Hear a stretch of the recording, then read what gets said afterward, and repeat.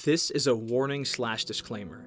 The following episode of Studies in Shadow deals with some pretty deep and dark subjects. The discussions and stories of this episode may be too intense or disturbing for some members of our audience. We advise you not to listen to this episode if you are alone, in the dark, or right before you go to bed. You have been warned.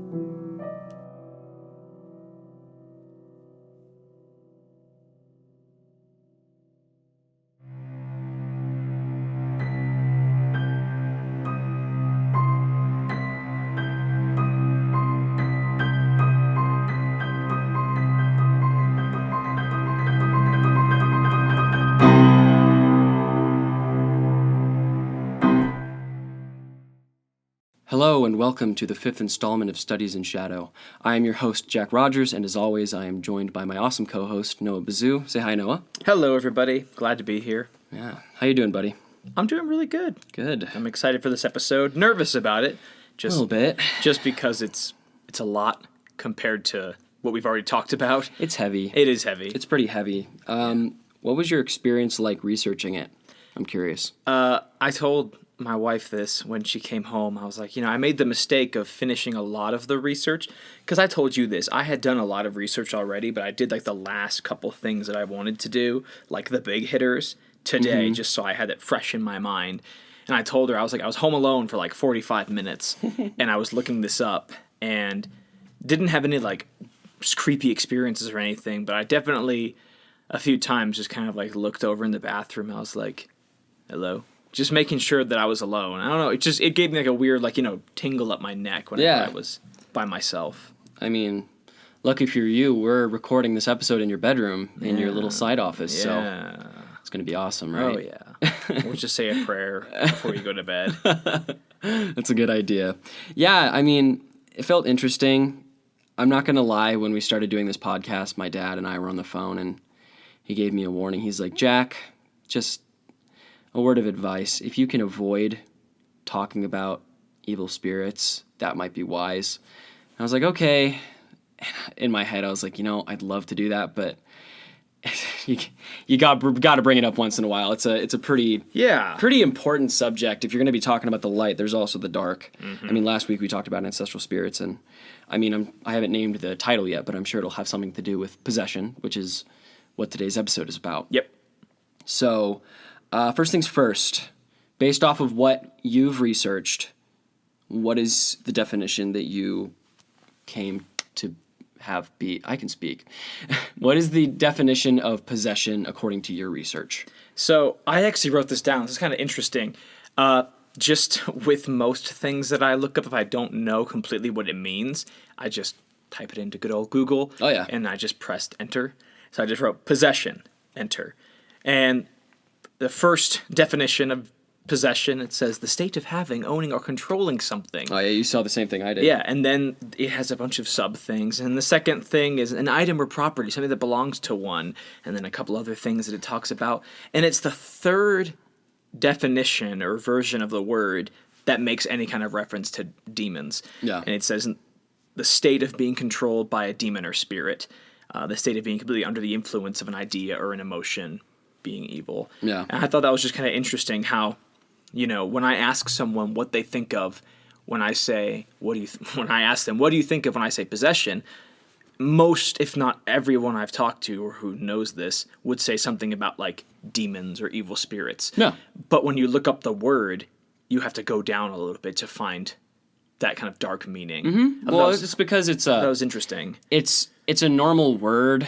Yeah. That is just associated to something dark. Yeah, and nobody seems to... I mean, we all recognize that's my possession over here. This is my item. But when you really say, oh, yeah, what does possess mean? It's like, oh, demons, not owning something. Yeah. I thought that was interesting. Well, to the layman, it's always just going to be owning until you say, but what about demons? Like, oh, yeah, all those scary movies I've ever watched. I pretty much came up with the same thing. I just wrote the state of being controlled by a demon or spirit. Mm-hmm. I'm sure we'll talk more about the spirit aspect later because there's a couple different kinds. Yep.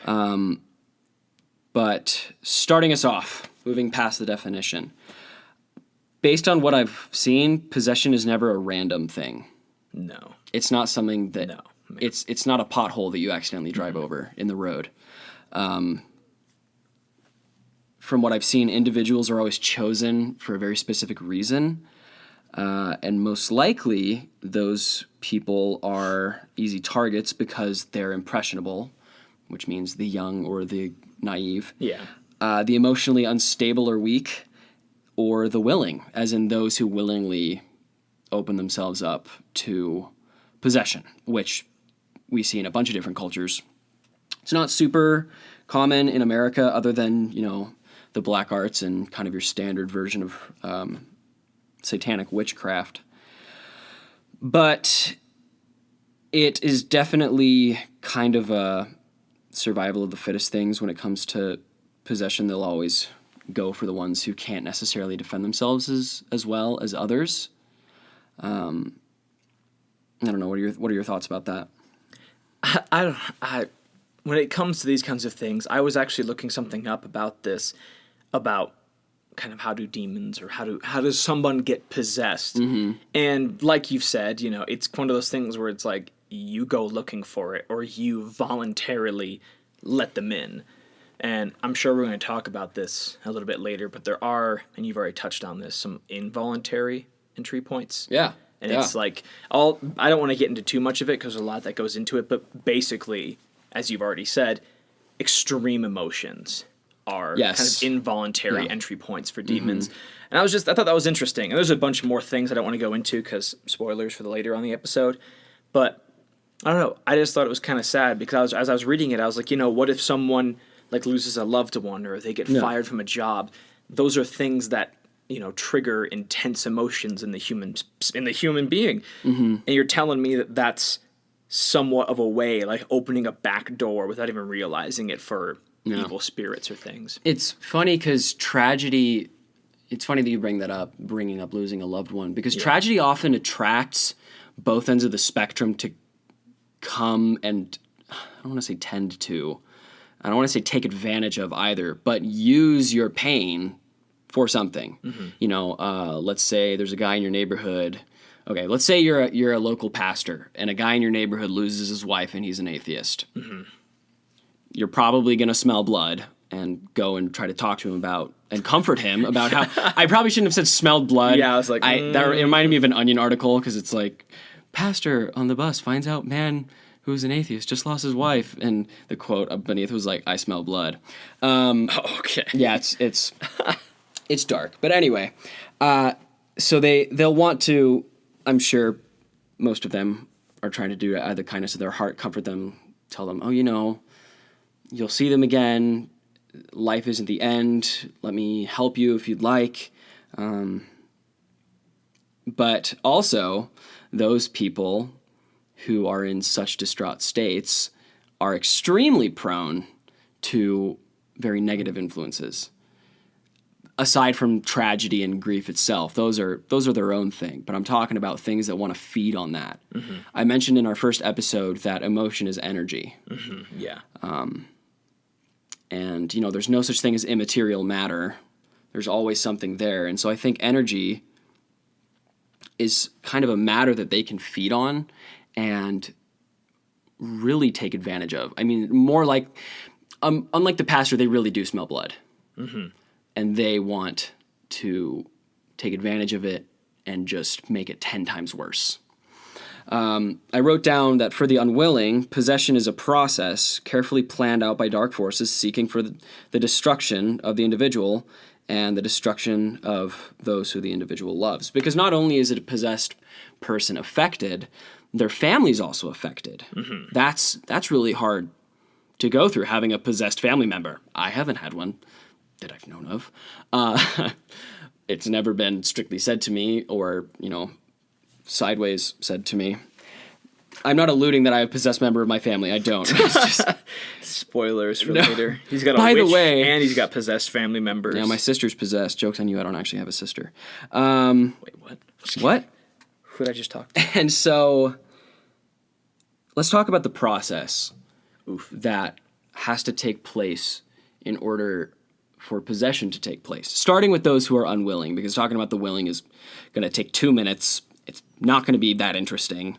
I mean, it's interesting. Go looking for it, basically. Yeah. Get a Ouija board. It's pretty much just saying, hey, so-and-so, inhabit me, and then that's it. Maybe there's a ritual involved. Doing maybe there's something evil. Maybe or there's something. a deal. Oh, that's another thing. There's like deals made. Yeah. So I've been reading The Demonologist. I believe I referenced that in the first episode as well. Mm-hmm. It is about the career of Ed and Lorraine Warren.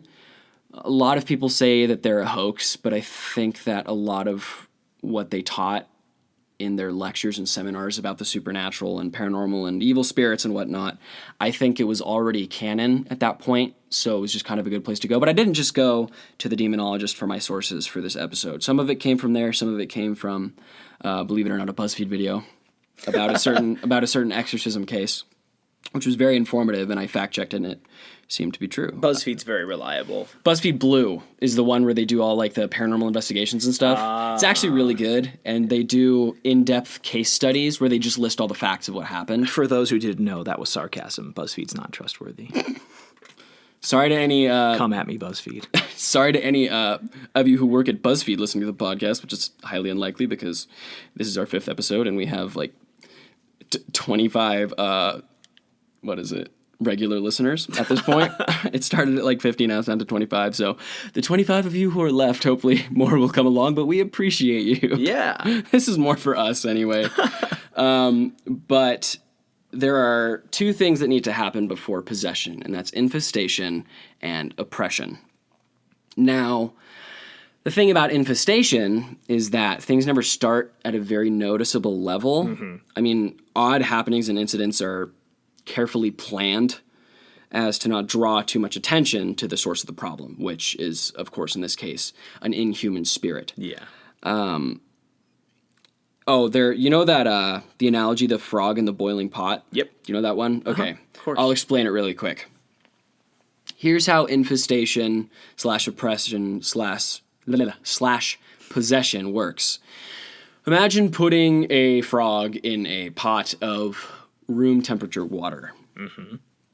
If you crank the heat up all the way to high, the frog's going to freak out and jump out. As he does, yep. It's going to notice that something's off. Mm-hmm. And it's going to be like, nope, and just nope right out of there.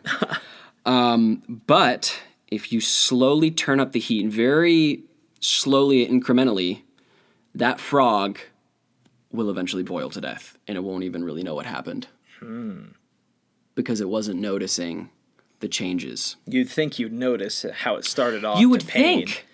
But it's interesting because these types of situations degrade your mental state to where the supernatural almost becomes natural to you. Yeah. And as things just kind of slowly start escalating, it takes more and more to really catch your attention. And then things are extreme and everything's just terrifying. And it's hard to jump out. Yes. Also, there's that, there's the analogy, the slow blade pierces the shield. Mm-hmm. There's that one. So, like I said, the Warrens have infestation, oppression, possession. Mm-hmm. Now, infestation is going to look like any old haunting. And the danger with that is that people are going to call it that. Yes. They're going to call it a haunting because it just looks like that. But that's intentional, right? Mm-hmm. So, can you think of any cases off the top of your head where people just thought it was a haunting and then just things got way out of hand because they weren't aware? I can't think of one off the top of my head. I mean, maybe think of one in pop culture. Think of like a movie. Paranormal Activities. Like all those movies. Yeah. Like they bring a priest over and I don't think they're bad movies. I just get so scared when I see them. I don't like what do you call it? Like live or like found footage films. Oh, found footage. That I freaking love found scares footage, me. man. Like the Blair Witch Project. Oh man, I haven't seen that. Did you know they're making a video game? No, thank you. I'm going to play it. I'm going to buy it and you're going to play it with me. No. But those kinds of movies freak me out because it's not like I can understand the characters. It's like, oh, I can see it, but I can't do anything. Anyway, they like call the priests over pretty much in every movie, and this might be totally true. And they're just like, oh, what's happening to our house? And the priest's like, you have a spirit here. It's haunting, or blah, blah, blah. Yeah. He's like, just say 5 Hail Marys and 4 Hallelujahs and burn this incense and it'll be good. And they're like, okay, thanks, Father. And he's like, yep, that'll be $500. I'm just kidding. He does his thing and he does his thing and they leave. And that's called priestcraft. Yeah. Anywho. and they do it, and they're like, "Oh, look!" And the priest's like, "Do you feel it? The air is thinner now, or like it's not as heavy as it was." And they're like, "Yeah, it totally worked." And then they walk away, and you see like the table like catch on fire. I'm just like, "Oh, something's wrong here." That's what I think of in pop culture, because they're like, "Oh yeah, it's a haunting, easy fix," but it's just because the demons or evil They're hiding. spirits, yeah, they're like, "Oh yeah, let's distract them, thinking of something easy solved," and Yeah. then we'll get him from behind. Yeah, it's like they want to give them a false sense of assurance. Yep. Because then they let their guard down. As soon as you're like, "Oh yeah, it's a haunting. There's an easy fix for this. It's done. Cool, we're fine now," and you don't even realize that you've left the door open for them. Yeah. So here is the base difference between a haunting and an infestation, and really it just comes down to the type of spirits that are doing the haunting slash infesting. That's the word. Yeah, infesting. Hauntings are done by human spirits of people who have died, Yes. right? And they're not ready to move on with the next process of life, which is life after death. Pause really quick. So they can move on, but they don't want to, or they're trapped. The only thing that's trapping them, I believe, is themselves. Like they're just like chained to an object or a place or a person or Not what? chained physically.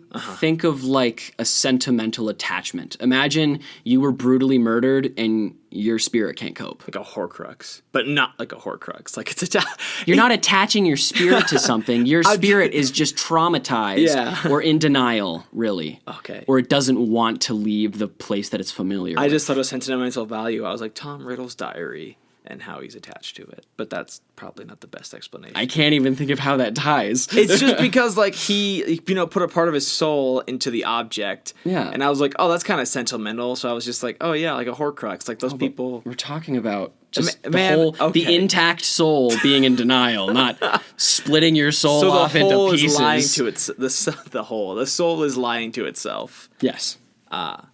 Or it's in denial, or it's really sad. I'm not dead, Or it you're doesn't dead. want to not be around family. Oh, that's sad. So basic reasons. Yeah. Or it doesn't want to leave the house where it grew up.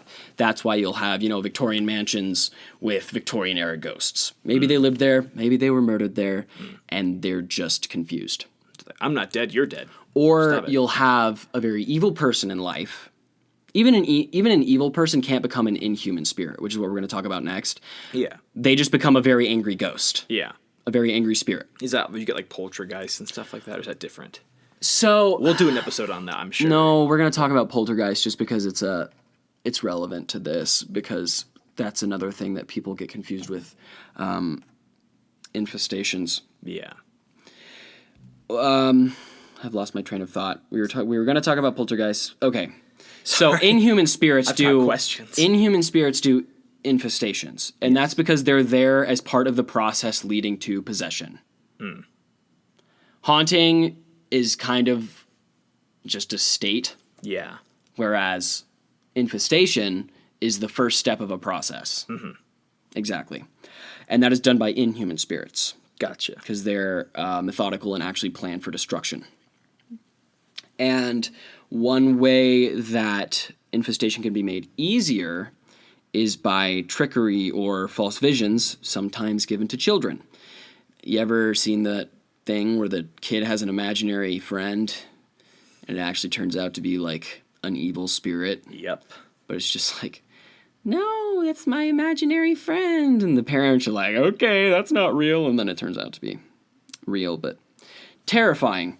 Another way is to appear to adults or older people as a friendly spirit. Yep. Like in the story of Annabelle the doll. Mm-hmm.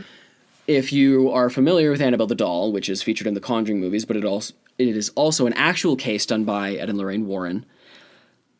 The two nurses who got the doll, their apartment was infested by a certain spirit. And the spirit lied, saying that it was the spirit of a little girl named Annabelle. And so naturally these nurses took pity on this lost little child's soul and invited it to inhabit the doll. Of course, it is speculative to say most of what I'm saying tonight, but It's often debated whether or not inhuman spirits can inhabit objects because there's really no need for them to. They can be attached to them. Be attached to it. But I don't think they can, like, move around in it and do things. I'm sure they can move it, but they are not using not it as a using it. vessel. Yeah. They're not, like, trapped in the doll. So it gave them the false image of moving around on its own, but really it was just being manipulated by the inhuman spirit. Lots of terrible stuff happened. Annabelle ended up coming to their friend kind of in a vision and attacking him. And when he woke up, he had massive claw marks on his chest, and he was bleeding all over. Man. The sheets were torn to shreds. Yeah. So it's going to lie. Another one that I found not having to do with The Conjuring or anything is Robert the Doll.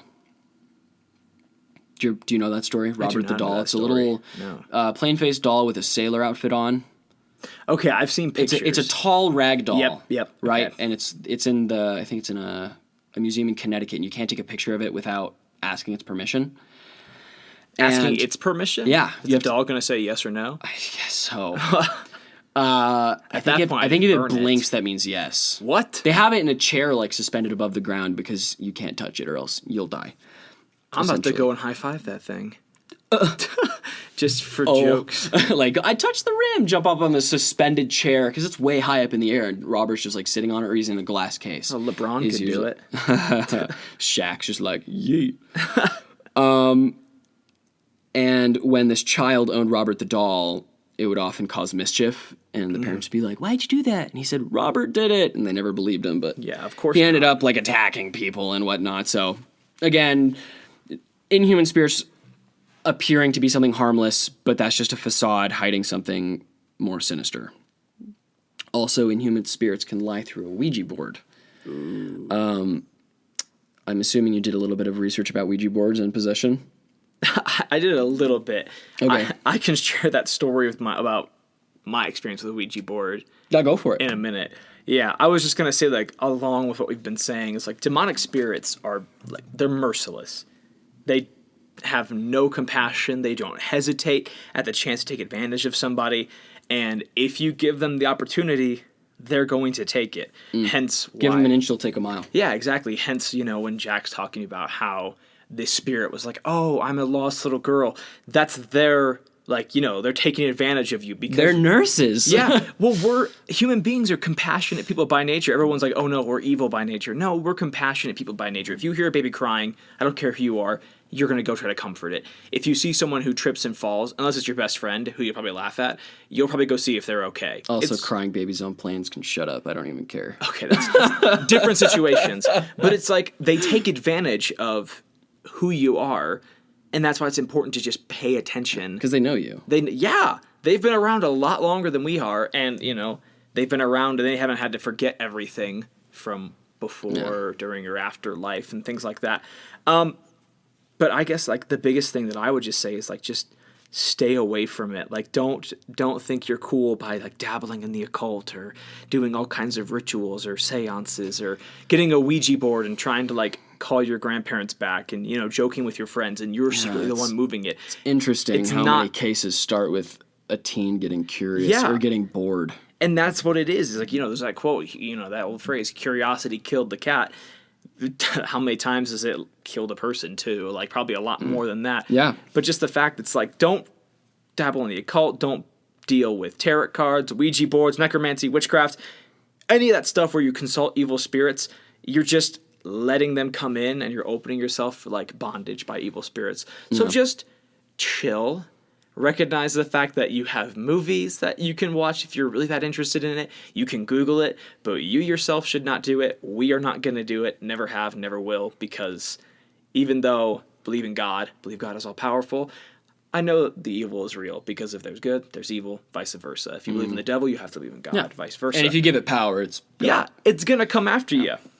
That being said, I'm not the most, like, I guess, I don't know, I'm not like some of those people who are, like, in tune with spirits, who can hear them and see them. I'm not like, Malia from last week. Oh, yeah. I'm not, exactly. I'm not like that. I'm not like, these Clairvoyant? like gypsies, yeah, clairvoyants, any Sensitives. kinds of other things, yeah, mediums. I'm not anything like that, but I can tell when something stupid is happening. I think we all can. I have this like, I have a bunch of different names for it, like I call my angel itch, my angel tickle, or whatever you want to call it. Spider sense. Yeah, my spider sense. If you like on the back of my neck, on like the right back of my neck, just before my neck goes down into my shoulder blade, if ever something like is wrong, I feel like just the slightest like little touch, like there's like a bug crawling, but it's like so light, but I can tell something's there. And I have it for like just casual things, like if I'm talking to someone, I'm just like something's wrong, like they're sad or something, not saying anything. I feel that. Anyway, story about a Ouija board. I'm gonna change some of the places and names just so to save face for these people. Go for it. I was at a home, and I was chilling out in the living room of this Are home. you changing the name of the rooms too? We were actually in the kitchen. I was in the kitchen, But we have to change it to the living room to save having face for a the... Dr. Pepper. No, It was really a Pepsi. name branding. No, I was in the living room, and I was going to pick someone up.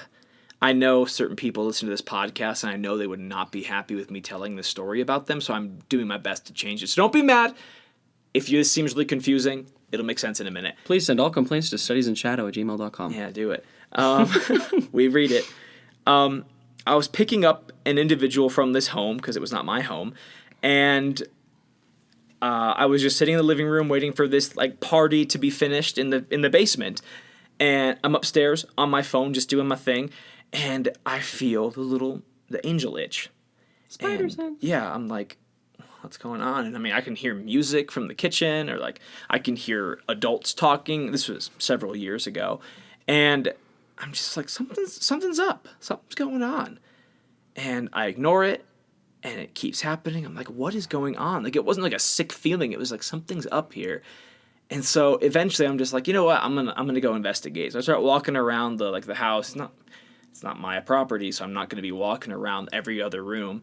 But I go to the basement door and I open it and it's dark. I'm like, I know there's a ton of kids down there, like, middle school, 8th grade-esque age. And so I'm like, hello?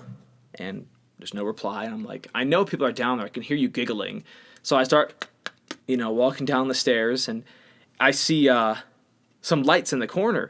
And I walk over, and these kids had a Ouija board set up with candles and all. And they were in a circle holding hands while other people did it. That's not just a Ouija board. That's a freaking seance, man. And I was not about to have that. And these kids, the one who was in charge, who I was not picking up, this is not the person who I know well, looks at me and says, "Don't tell my parents, just go away." To which I replied with a very mean word. Not too bad, but it was a very, very rude word to say. To which I pushed a bunch of little kids out of the way, me being a junior in high school and a bunch of little 8th graders, and took this said Ouija board and ripped it in half. And then I went upstairs and I ripped it in half again. And then I tried to light it on fire. But her mom said no. And so I just threw it away, and I kept ripping it into smaller and smaller pieces. Mm-hmm. And the mom scolded the child for a long time, and the girl who was the one in charge was very angry with me and yelling at me, telling at me that I was interrupting them talking to someone. And I'm trying to tell this girl, I'm like, I could feel that up here, and it did not feel right. No. And everyone in the room of these kids, save the one person who I was trying to pick up to get out of there, felt like it was totally fine. They were like, oh, this was so cool. Like, we could feel the energy in the room. And then the person I was trying to get was like, this felt wrong, but I was scared to I was scared to go away from my friends. Listeners, if your friends try to push you into doing that, slap them first and then walk away. I've left parties before. Yeah. I've been to a specific Halloween party I can remember in my senior year of high school. And they said, we're going to do Ouija board. And I told them before I went, I said, I will not be taking part in this. If you pull out the Ouija board, I'm leaving. Yeah. And the thing that, so they said, okay. The thing that I get to is, the fact that the Ouija board in itself is not evil. What's evil is the fact that you're like, hey, spirits, talk to me with this thing. No, it's like guns don't kill people, people kill people. Yeah, so you're literally saying, hey, use this object as a doorway or a, communications device. Yeah. From, one realm to the next, the spirit world to our world. And it's like, those objects aren't inherently evil. But it still felt good to rip it in pieces. Oh, yeah. Just because, I mean, cheap Walmart plastic. You can buy those at Walmart. I I've believe seen it's them. Target. Target, actually. my bad, It's Target. Hasbro. So Yeah. and it's 8 and up. So you have to be 21 to buy beer. So stupid. But you only have to be 8 to summon the devil. To summon Who Satan. knew? Yeah. You know. So they actually did end up pulling out the Ouija board. They got in the circle. They're like, "All right, we're gonna do it." And I said, "Okay, last chance." At the party you were at. Yeah. Okay. If I see it, I'm leaving. They said, "Oh, we're just gonna do it. Don't worry about it." And I said, "Oh, I am worried about it. I'm gonna worry about Even it. if I leave, I'm gonna be worried about it." And I said, "Oh, okay. Well, we'll just see you at school then." And I said, "All right." And I left. If you survive that long. Just kidding. And I left, and I got in the car, and I sent them a message. I was like, "By the way, I'm praying for y'all." Just cause. Sending Jesus vibes. You want to know what's so funny is all died. after I left and told them that I was praying for them and that I was concerned about them, they chickened out and didn't play it. Hey. Or they just wanted me to leave, and so they claimed to have a Ouija board knowing I would leave. I don't think they would pull that kind of stunt. Who knows, man? Senior year was weird. I had just moved to Virginia, and so maybe they hated me. Who knows? I doubt it. I want to doubt it. Anyway. So Ouija board users are often targeted in cases of possession they're because stupid. they're willing. They're one of the willing. They're willing/unwilling. You bought the box to communicate with Satan. There ain't no other way. You didn't buy it to do Scrabble I bought with. it to communicate with my grandma. No, you bought it. No, to talk to you're something. playing the equivalent of Spirit Omegle, however you say that. Omegle, yeah, Chat roulette type stuff. yeah. Um, Spin you- that revolver. it's literally it's Russian roulette with the spirit world. There's only one good one though, and the rest are all bad. Yeah, pretty much. And they'll lie to you, as we already have established. They will tell you, "I'm your grandma." It's like, "Grandma, tell me what the name of my dog was." "Oh, it was Scrappy," or something like that. Yeah. It's because they know they've never died. They're evil spirits. Scrappy, he's sitting right next to me. Yeah, it's like, AKA, your dog's in hell. oh, jeez. But yeah, they will lie to you. So 9 times out of 10, not to be mean, Yeah. it ain't your grandma. Yeah. Just so, saying. back to the process. You were talking about poltergeists earlier. Yes. Because often a sign of infestation moving on to oppression is physical activity happening. Not you doing jumping jacks. I mean things flying around the room. I would never do Or those. breaking. Just kidding. Or levitating and then dropping. People immediately see that and they say, poltergeist, which in German means noisy ghost or knocking ghost. Are you serious? Yeah, That's it's a funny. German word. I thought it was such a scary term, but now I'm just like, stop making that a And ruckus. so you asked about These dang if it's, teenage if it's an ghosts. angry ghost or not. So it's debated whether or not a poltergeist, this is kind of a tangent, if a poltergeist is actually a human spirit that just has access to kinetic energy and Or is can it a take cat advantage that of it. just knocks things off? No. I'm just kidding. Or it's a living person Ooh. who has developing telekinetic powers and has a lot of emotional energy. This is some like... And they don't even mean to be doing it, but it's just happening. Oh, shoot. What was that movie a couple of years ago about the 3 kids who had, like, telekinetic powers? Something like that. I have no idea. No, I can't. I don't know what it remember. is. It was the one with the kids in the alien room, and they all of a sudden could, like, make themselves fly by lifting things up. Chronicle? Chronicle, there you go. Yeah. That one ended crazy. Yeah, it was weird. Kid So goes emo, yeah, kid goes it's psycho. either a human spirit that's feeding off of emotional energy, or it's a living person who is developing telekinetic powers, or they're not even going to develop telekinetic powers. They're just in a point in their life where there's a lot of emotional energy, and that energy is transferring into kinetic energy, and things are just happening. So it's weird. It's poltergeist, kind of a loose term. I'm glad you told me the name now, because now it's not as scary. Whereas a demon Oh, is an inhuman spirit, literally in league with the devil. yes. So not anybody who's lived. We're talking someone who's never lived and is with the devil. The people who've been around since Adam and Eve.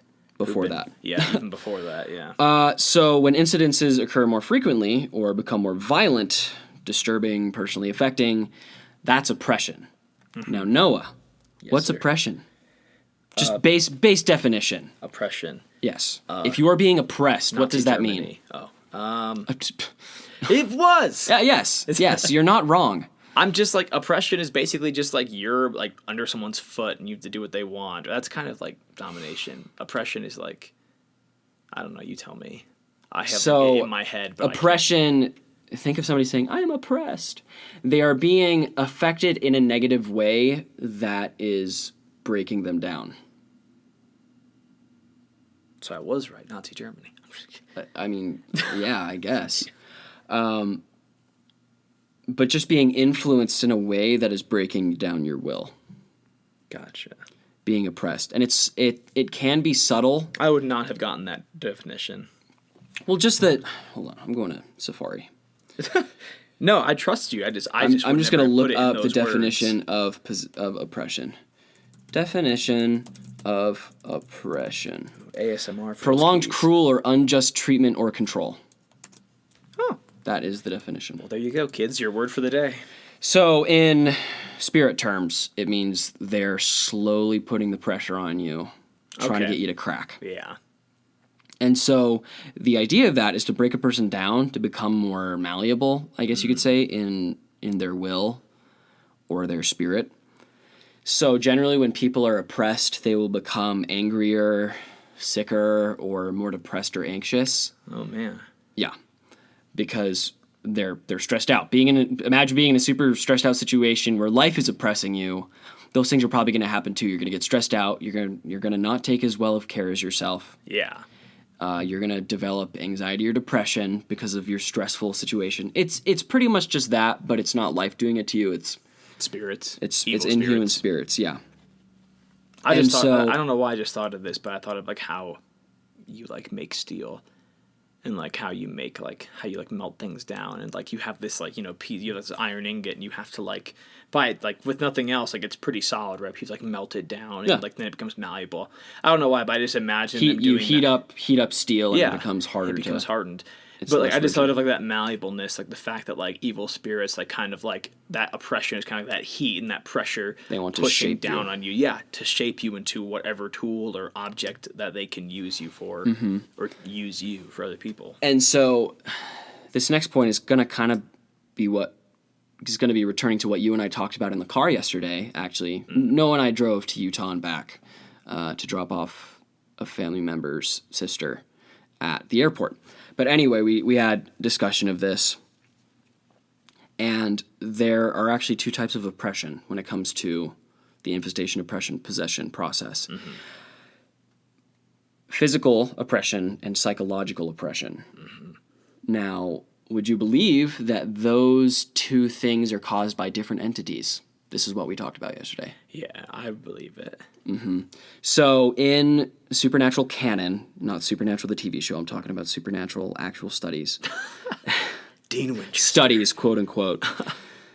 Physical oppression, your physical environment being manipulated, scary things happening, temperatures changing. Yeah. Voices, all that stuff, crazy writing on the wall. That is done by demons.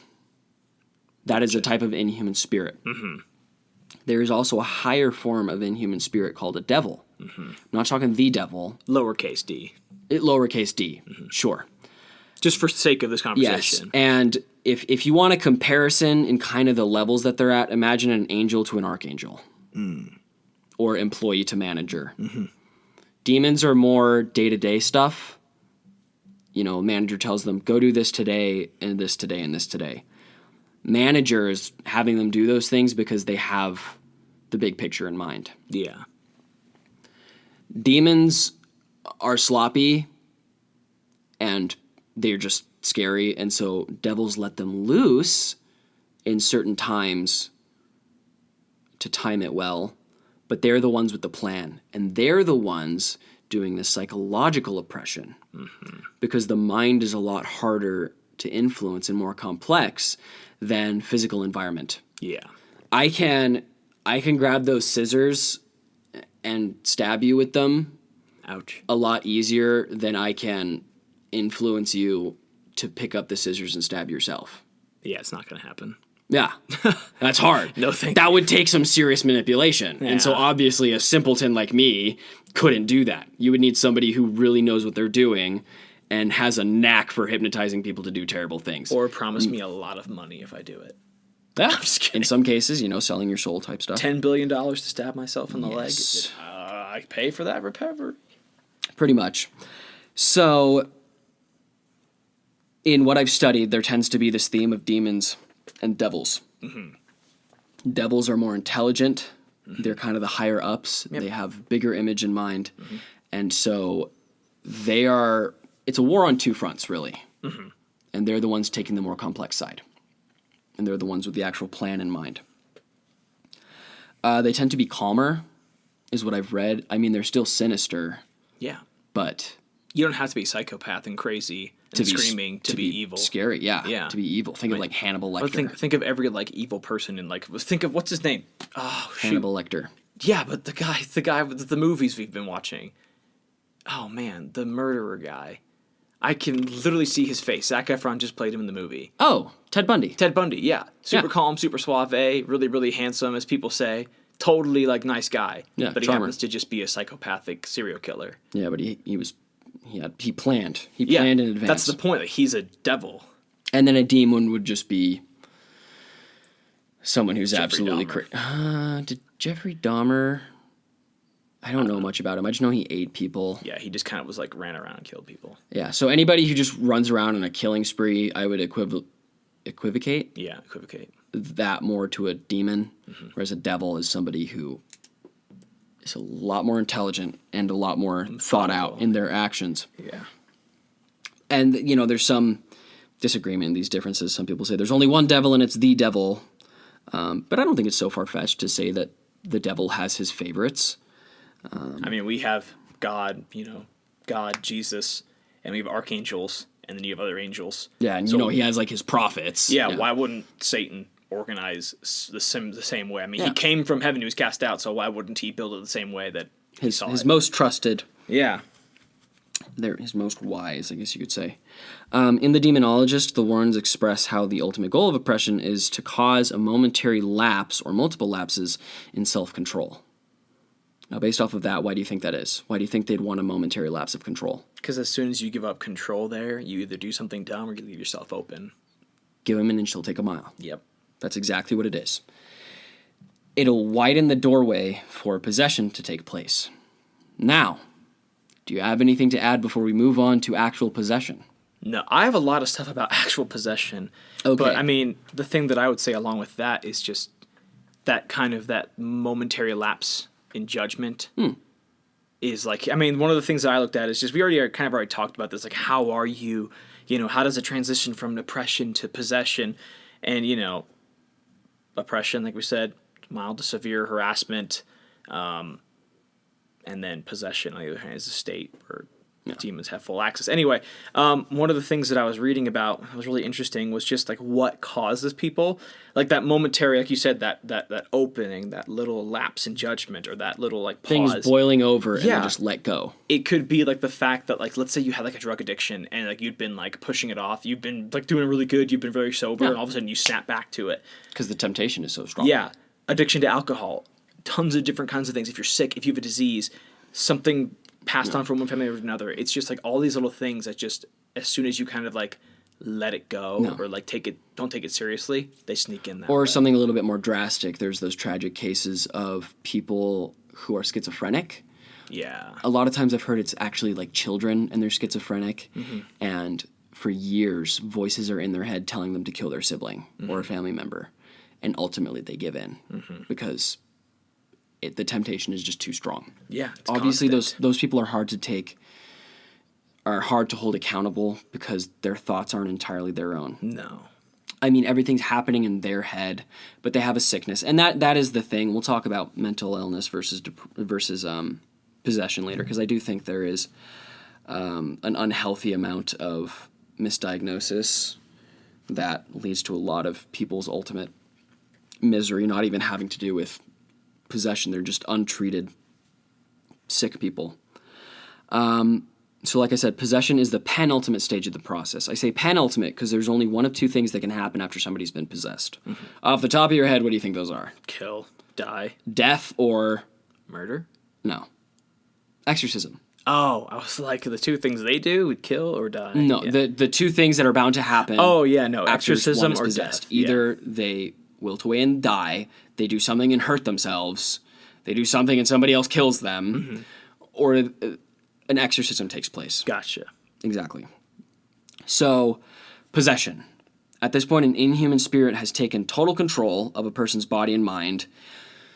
I guess you could say, trapping the person's consciousness in kind of a hellish state, and it's pretty much impossible to escape. One thing I think about is Get Out, the movie. Yep. You know, being trapped in the Sunken place. the sunken place while other people are in control. Mm-hmm.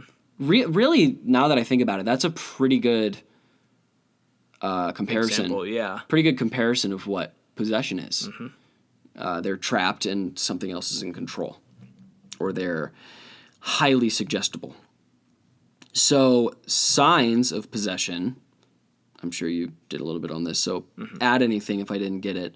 Superhuman strength, Yep. speaking in foreign languages that the affected shouldn't know, knowledge of things that the affected shouldn't know, or like hidden secrets about people around them, and frequent obscene and blasphemous behavior, and high affectivity by religious objects.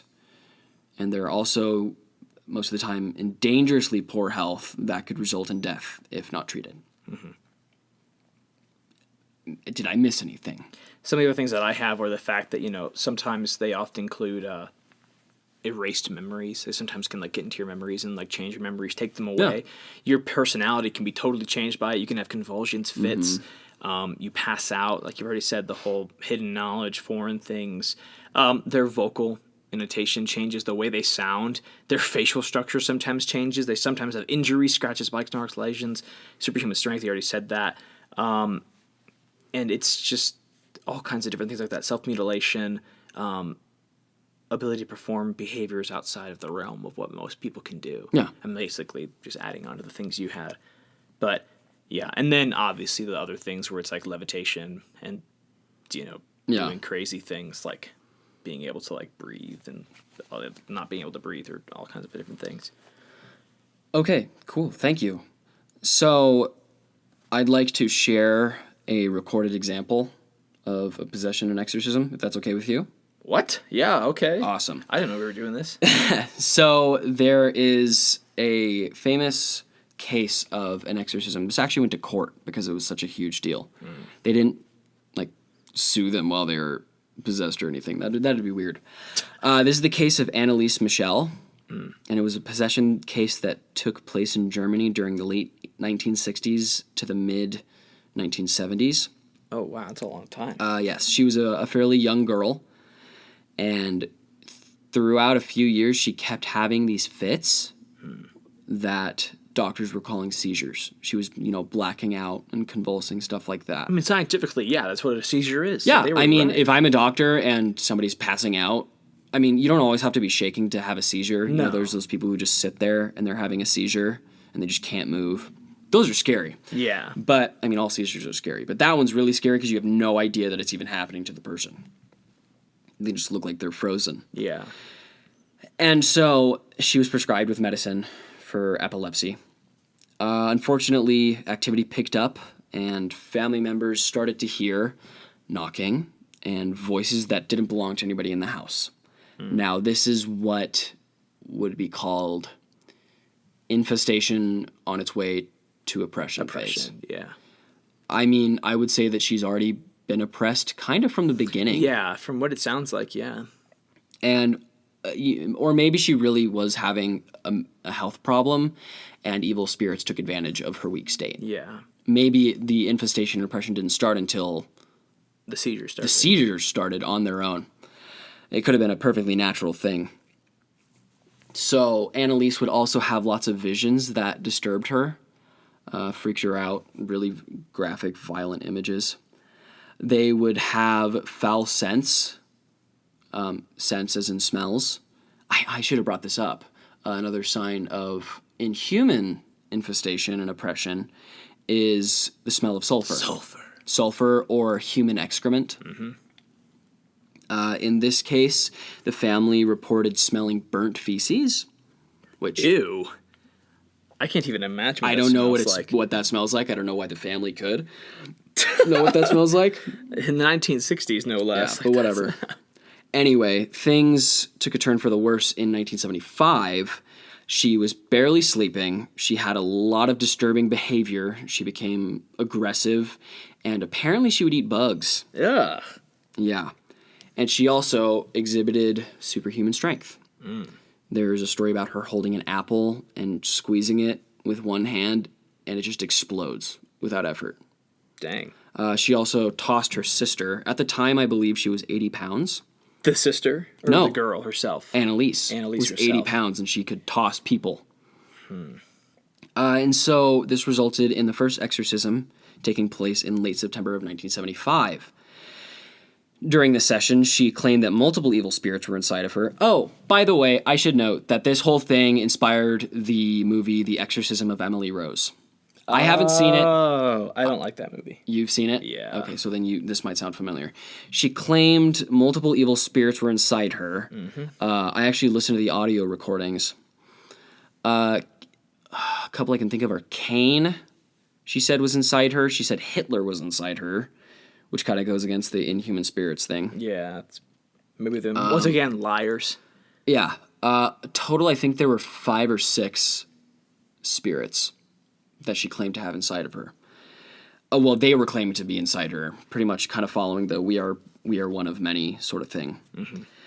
And also, inside the claims during this possession, she claimed that an ancient religious figure was actually inside of her. I believe his name was Fleischmann.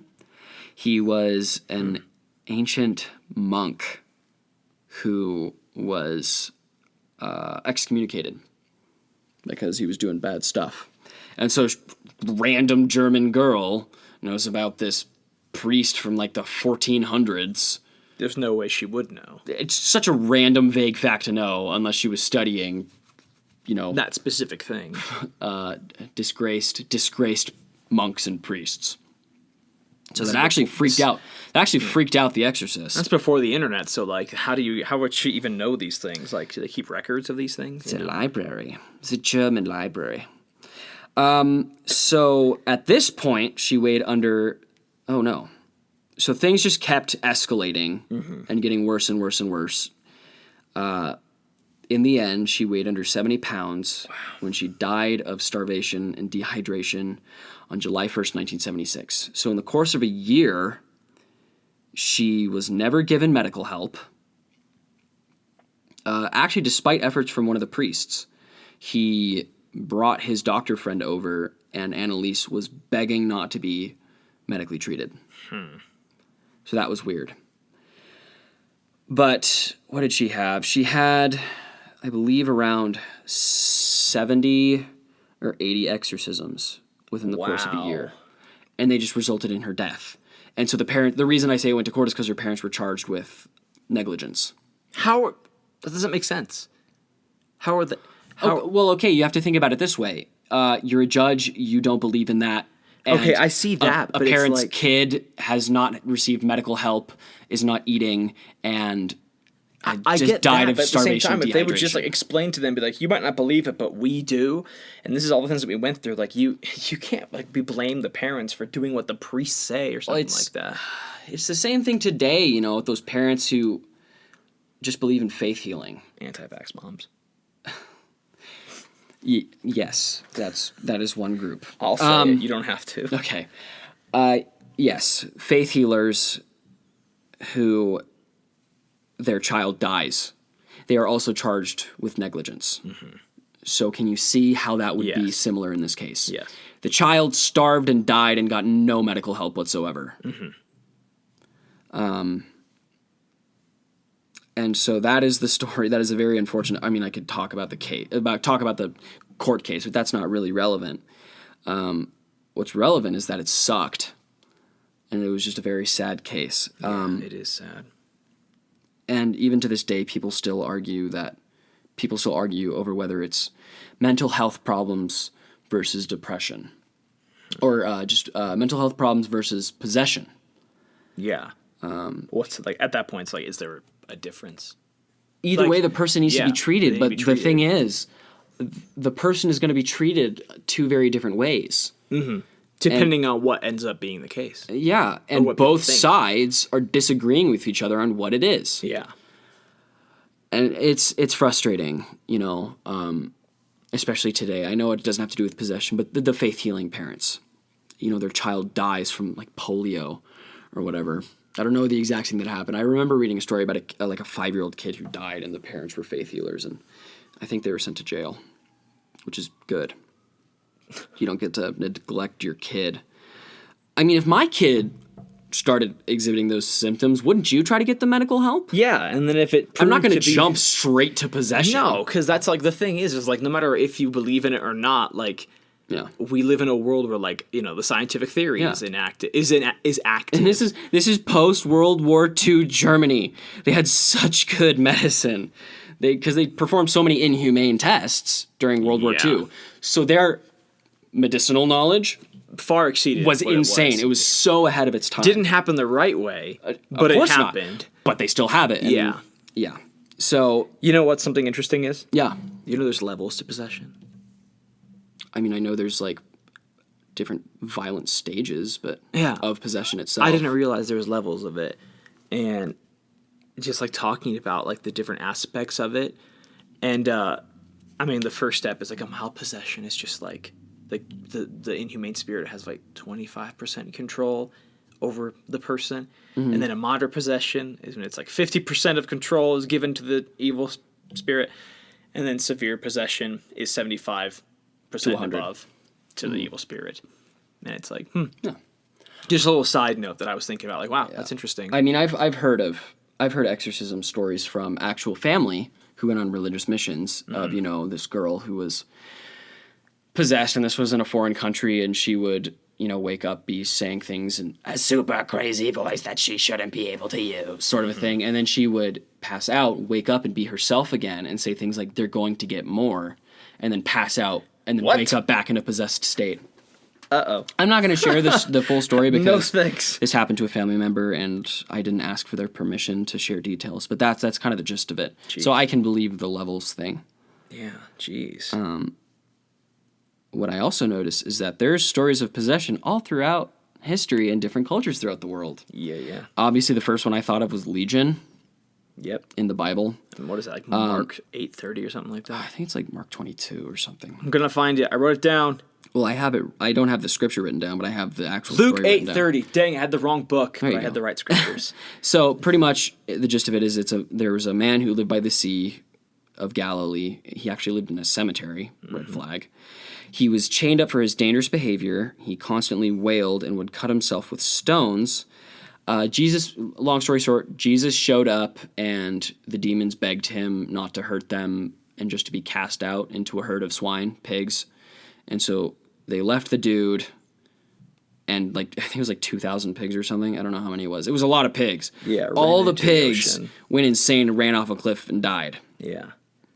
Did you know? So But you remember what he says though? Like the whole thing that he says, Jesus, when the guy comes up, they're like, Master, please help, like don't hurt us, help us. And Jesus says, Doesn't he just say go? What's your name? Oh, he says, And I then- am Legion, for we are Yeah, many. he says Legion because we are many. Yeah. And then he's like, he just tells him to go Yeah. into the pigs. And then all the farmers, if I was a farmer there, I'd be like, what the heck? Yeah. I needed those pigs. So there's also voluntary possession. First thing I could think of was voodoo, Ooh, good or stuff. like Haitian voodoo. So in their culture, spirits, dark or otherwise, are actually seen as useful for certain purposes, such as diagnosing and treating health problems. So let's say a medicine man will channel a dark spirit, and that dark spirit will wake up and communicate through the person and pretty much talk about what's wrong. Yeah, like my lungs are filling with blood. Yeah. Yeah, that person. No, the medicine man is talking about the other person. Like, that person needs to have this done to them, and they have it done. They also communicate with ancestors through this, and yeah, that's their main source of communicating through spirits, is through possession. And then you have modern day American, not just American, but just black magic or witchcraft, which is using dark rituals. The users of black magic call in inhuman forces for help, either to cause harm or bring personal prosperity. Losers. You ever heard of selling your soul to the devil? Yep, go to a crossroads. And you know what happens when you sell your soul? You go to hell. Well, a debt. Well, I believe the debt needs to be paid because you've made an agreement. And so the things may happen. They may live a super successful and prosperous life. Money just finds them, comes their way. They get all the men or women they want, drugs, pretty much anything. Their life is amazing in terms of the world. Their life is amazing, but they don't have the big picture in mind. Nope. And they think that they're just going to, I'll be Satan's pal. He doesn't want you to be his friend. No. He wants to ruin you Yeah. and make you miserable and then pull you down to hell forever. Misery loves company. Yep, and that's what he is. So there is a grim price to pay Yep. with deals like this. And the thing is, you'll never be ready to pay it. Nope. You'll reach your old age, you'll be like, I've lived a good life. And then they come and collect, and you realize that it wasn't worth it. Nope. And that it's going to cause you a world of hurt. Well, an Now, eternity of hurt. I am not one to say that it's ever too late to turn around. Because I'm sure in even situations like that, there are things you could do. But I'm not saying it would be easy. Because you've benefited a lot from terrible things. And so that's the willful possession that I Yeah. brought up earlier. What else do you have? I can share that story if you'd like me to. Which story? Ronald or Roland, whatever his name Oh, is. Roland Doe. Yeah. Okay. Just give like a little thing. Sure, give a little blurb. So, I told you, like, you kind of, like, gave me the idea to look this one up, obviously. Mm-hmm. And I knew this story already. Not perfectly, but I did. Just because you'll see. Do you know where it happened? Germany. The one that inspired The Exorcist? Yeah, Roland Doe. It happened in Germany. It was a German boy. Not this one. Not this story that I'm reading about. Really? Yeah. What does yours say? My story, and the one that I've always heard growing up. It took this family. It's a trouble of boys. So it starts off this story, the true story of The Exorcist. That 1973 film. Hated it. It begins in the late 1940s in suburban Washington, D.C. Yeah. Family named the Hunkler or something like that. 13-year-old boy. He's believed to be named Ronald and later referred to pseudonymously. Or, what is it, Robbie Mannheim? I'm looking at it right now. Yeah. Yeah. Among other names, was despondent over the loss of his I don't know why I thought it Aunt was in Harriet. Germany. Well, the story you just told was about Germany. Yeah, and I remember looking up Roland Doe, and I was like, oh, Germany. Yeah, no. Anyway, continue. Yeah, say his Aunt Harriet passed away, and she actually taught him how to use a Ouija board and stuff, and he loved this woman. Anyway, 1949, after she dies, Ronald begins to experience some strange things. He hears scratching. He was born into a German Lutheran family. Okay. There we go. You got it. That's where it is. That's where where I from. found German. I was like, continue. I promise I'm not wrong on this part. Anyway, he some strange things start happening shortly after his aunt dies, and there's scratching sounds coming from the floor and the walls of his room. Water drips inexplicably from pipes and things like that. So his family's like, oh, we need help, and so they go consult doctors, psychiatrists, the local Lutheran minister, but they really have no help. And so they decide they're going to go find assistance from Jesuits. So, Aren't those like Spanish missionaries? yeah, and like there's a bunch of things now with it. Anyway, so they go looking for some Jesuits, and things keep getting worse and worse and worse, and at the point that they actually one night come into his room. I don't know why I'm laughing at this. You'll see why I'm laughing at it. And like I said, he had scratches and claw marks all over his body, and like he had the word Louis, like Louis, written on his chest, like somebody had carved it into his chest. Yeah, It's a terrifying name. so like you do, you go to St. Louis, where I'm from. What? And they go to St. Louis. And because they've got family there, and they go down there, and St. Louis University, SLU, for all those who know, it's been around for a long time. It's a Jesuit school. Even now, like I'm from there, I went to high school at Parkway West High School. They have SLU, SLUH, St. Louis University High School, and then they have SLU, SLU, St. Louis University. And they're big, the high school is a private boys, private Jesuit boys school. The college is it's a private college, I'm pretty sure. Might be a public St. Louis University. I don't remember. Anyway, not necessarily just for Jesuit kind of thing, but back then it was. Anyway, so they go there, and just from the things that I remember in the story, like, he ends up, like, things getting worse and worse and worse, and one day they walk in, there's this giant X carved into his chest, and people believe that the X symbolizes 10, which was like there's 10 spirits in him or something like that, and they were like marking him to show like we own him. Yeah. And then you just, there's a constant struggle against evil, and then, I mean, he's just bad, and he's like things go from like the craziest things to the crazier and crazier. Shouting, spitting, red lines going like down his skin, like his veins glow red, and they like move down his body. He's cursing, all kinds of stuff. One thing that the movie does that never happened to him in the movie, the girl's head spins 360, never did that in the real life. No. He just would like say things in different languages. And he just, like, a lot of the things in the movie, like using a crucifix to do inappropriate things with, did not happen. But he basically just like spoke different languages, like called priests and all kinds of different things, awful names. He would like get terrified of crucifixes. Anyway, the standard standard thing. Anyway, standard. That happened in St. Louis. It's always kind of fun to know about. Nice. Yeah, that's just an interesting story. Not nice, terrible, but my goodness. Well, that's all the info I have. We covered a lot tonight, didn't we? We did. I have a little bit more. Please, by all means. Just a tad. I know. Go for it. I don't know if we want me to wrap up right now. No, you're good. We One haven't beaten our score of longest podcast yet. Not yet. You got a few more minutes for that. Just one last thing before I give my 2 cents and I'm done. Just because we're talking about possession, and I was going down that rabbit hole of Satan and stuff like that, I got to the number 666, and I was like, it's interesting. I always, my whole life, the number 666. Oh, it's evil. It's the devil's number. The monster can is 3 Hebrew numbers for 6. Have you seen that? I've seen that, like Crazy Mom, who's like, the 3 claw marks are actually the number 6 in Hebrew. I think it's just so it's an 666 M for monster. I don't drink those. Probably. Anyway, 666 literally means a name, like a name. The number 666 is the number of the name of the coming of the Antichrist.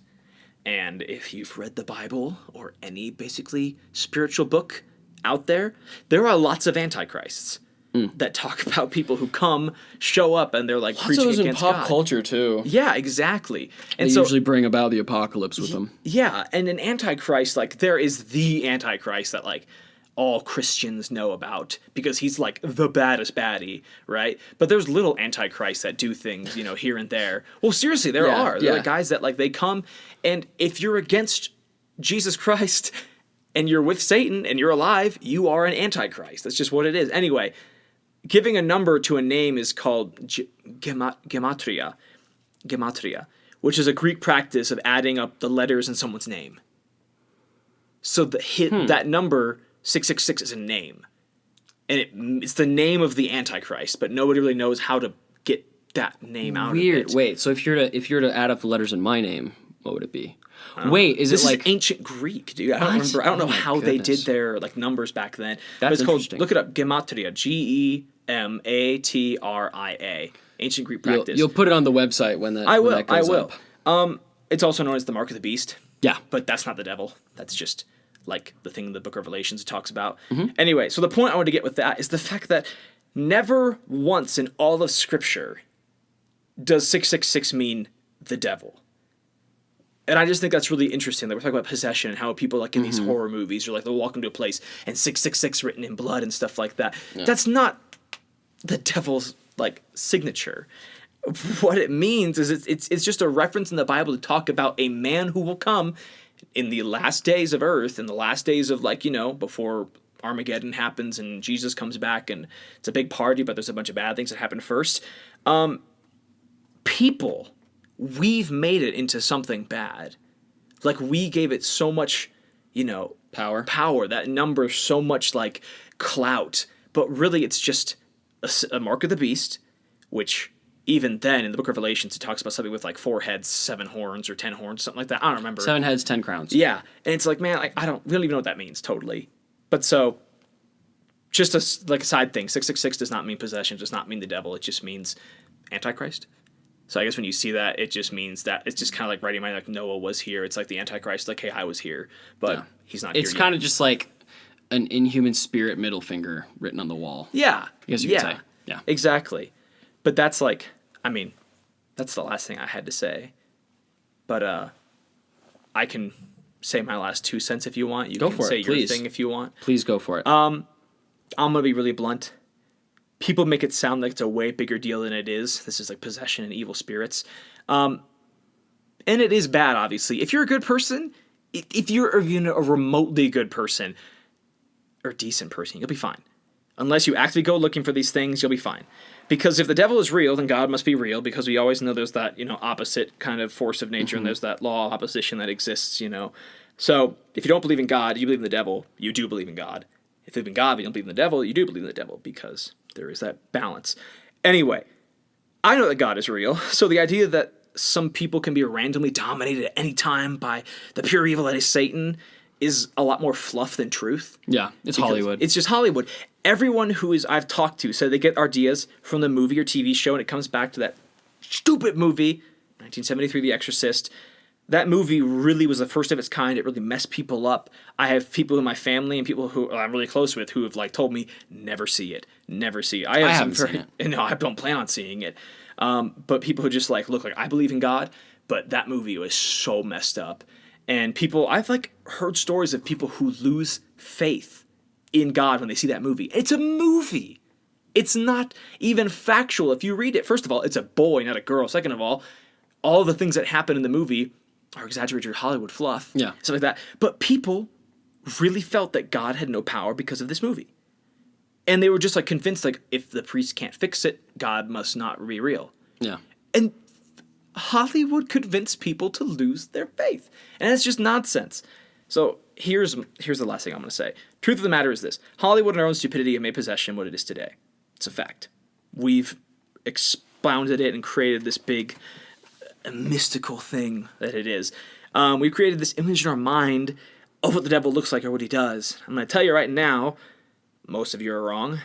I'm just saying. Most people picture the devil with he's Red horns and goat red hooves horns and a big goat red trident. Yeah, a tail. I keep using that voice, the freaking Witch Trials voice. We found the witch. He's hiding under your bed, and he's looking for to eat you or kill you or take your soul down to hell. That's not true. It's a lot more scary what the truth is, actually. So the truth it's appealing to you? Yeah, the truth is, Satan's not a monster who hides under your bed or in your closet, and he's not some red monster that has a horn's tail, has hooves, and a trident. He doesn't hunt people down, try to kill them, or possess them on a daily basis. In reality, Satan is like your best friend. Now, before anybody freaks out, let me explain what that means. You're Satan, Noah? He's the voice you hear in your head that tells you it's okay to take that candy bar without paying for it. The voice that justifies when you do something wrong or evil or mean to somebody. The one that says it's okay. Helps you feel comfortable doing bad the voice things. of a friend when you feel angry, and that voice that tells you you're right to be mad. You should be mad. You should take it out on them. You should go, take action, hit them, take them, key their car, take them back because they wronged you. He's not some loud monster that screams at you from underneath your bed or tries to eat you or comes out and just boof. That's turning up the heat way too fast. Yeah, he's exactly the frog thing. He's the guy who sits next to you on the park bench who talks to you like he's your friend. There's this famous line from this movie that I love where one of the characters says, the greatest trick the devil ever pulled was convincing the world that he doesn't exist. And it's so true because he's convinced so many people that he isn't real so that he can do whatever he wants. Mm-hmm. Because, there's no devil, so it can't be the devil, but he's there. So I believe, this is something that I created in my mind, kind of a genius. The second greatest trick, this is my thing, this is Noah's speech. The second greatest trick the devil ever pulled was convincing people that if he did exist, he's some big scary monster. And not. So they wouldn't know what to look for. He's some big scary monster. And the truth is the fact that he's sitting next to you the whole time, whispering in your ear like your friend, giving you good advice that inevitably will take you down to hell or do bad things. So his goal is to ruin your life and to ruin everybody else's life around you. Don't listen to him. No. You're not going to find him under your bed. You're going to find him next to you when a decision is faced on whether to say something nice or say something rude. He's the one there. And just like the boiling water, he's going to start you off small. Tell your mom no. Tell your mom that you hate her. And then there's another step and another step. And pretty soon, you're doing things that you never thought you'd ever do before. And that's my 2 cents. Don't listen to him. Thank you. Evil. So that's your word from the wise Noah. Yeah. For today. Sorry. No, don't apologize. It was nice. Thank you. Thank you so much for listening today, everybody. If you enjoy this podcast, we would really appreciate it if you would share with your friends. Share the links from SoundCloud or Spotify or wherever you listen to your podcasts on Facebook or Twitter or wherever you use your social media. We would love to grow our audience because we would love for more people to come and learn with us and suggest what we should do because we like to listen to the people who listen to us. So you can find us on iTunes, Spotify, Google Play, and SoundCloud. You can also like us on Facebook and follow us on Twitter. Username Studies in Shadow. For all inquiries and requests, you can reach us at studiesinShadow@gmail.com. That's all lowercase, one big word. Music composed and produced by Jack Rogers and Matthew Gonzalez. This has been Studies in Shadow. Thank you for listening, and be safe.